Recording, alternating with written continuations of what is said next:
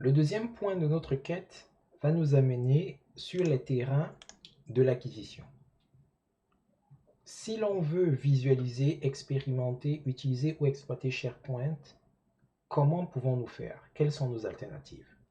Alors, ce qu'il faut savoir, c'est que SharePoint est disponible en différentes versions. Il existe plusieurs déclinaisons.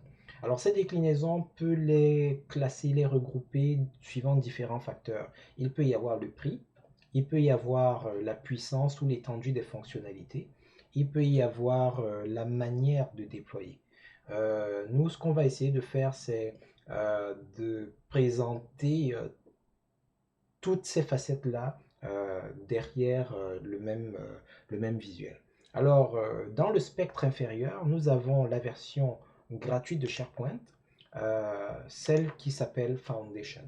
Alors, la version Foundation, elle est gratuite, comme on l'a dit, c'est-à-dire que vous n'avez pas besoin de dépenser quoi que ce soit comme argent pour les licences ou pour quoi que ce soit pour pouvoir l'utiliser.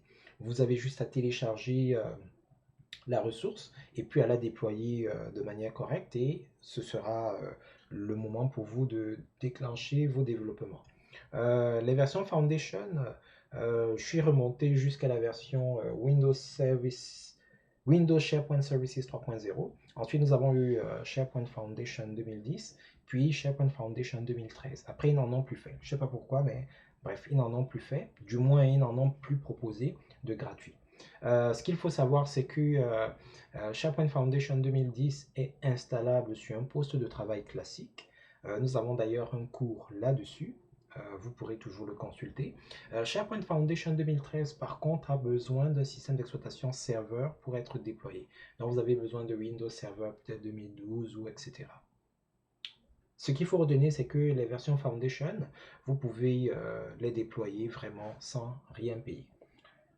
Le tiers supérieur comporte les versions qu'on peut déployer sur site ou on-premise, c'est-à-dire vous avez votre réseau local ou votre LAN ou bref dans votre entreprise ou alors pourquoi pas sur votre machine personnelle si vous avez les équipements et les licences nécessaires. Et ces versions-là, on peut les découper suivant les fonctionnalités qui sont mises à votre disposition en version standard et en version entreprise.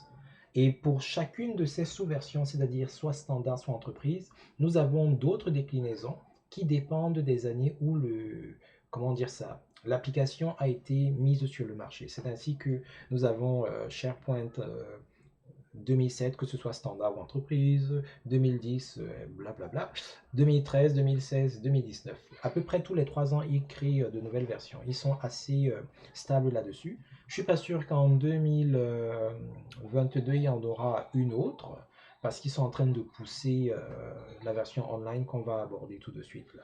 Mais globalement, voilà les versions que vous pouvez déployer sur site.